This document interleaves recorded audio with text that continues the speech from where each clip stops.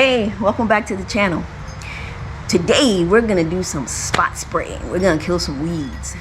Now I've chosen to use Speed Zone here because it's labeled for the weeds that I'm targeting, which is clover, splurge, and just other varieties of the broadleaf.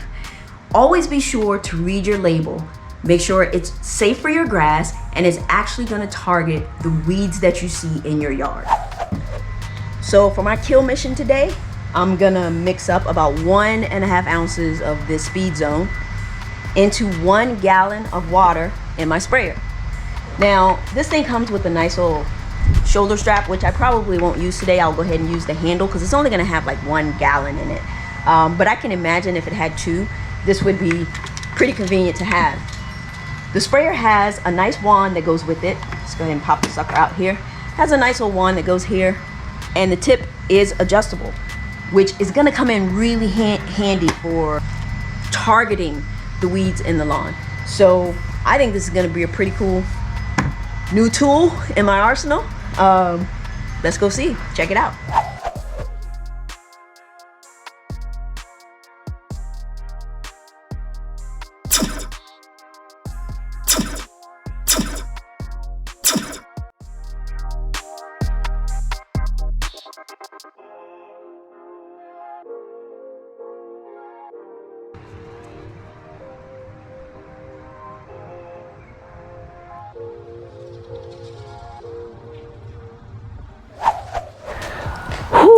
All right, the spraying's done. A little bit sweaty.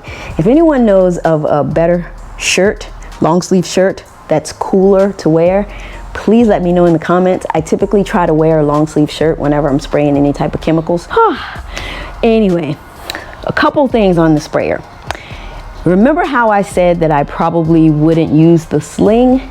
Well, one thing that I forgot about spraying, especially spot spraying, when you're spot spraying, you have a tendency to walk slower. Therefore, that weight kind of stays with you a little bit longer. So it was very convenient to have that sling strap to just go ahead and put it on when my arm got tired. So 1 gallon, 2 gallon, I'll probably use the sling strap. So when I turned the sprayer on, I had some drippage because what I did was just tighten it a little bit more, which I hadn't done that, and it was fine. Mistake number 2 is that I probably should have used some plumber's tape in the joints. Probably would be good to put some here. I had some drippage from here and also here because this tip comes off. So right in here, just put a little bit of plumber's tape. Built rock solid. This is a pretty good sprayer. I would have to say this is gonna be all I need for my spot spraying and my fungicide. So I do recommend, if you're looking for a 2 gallon sprayer, check this sucker out. Now, one last thing, the battery in here is an acid-based battery.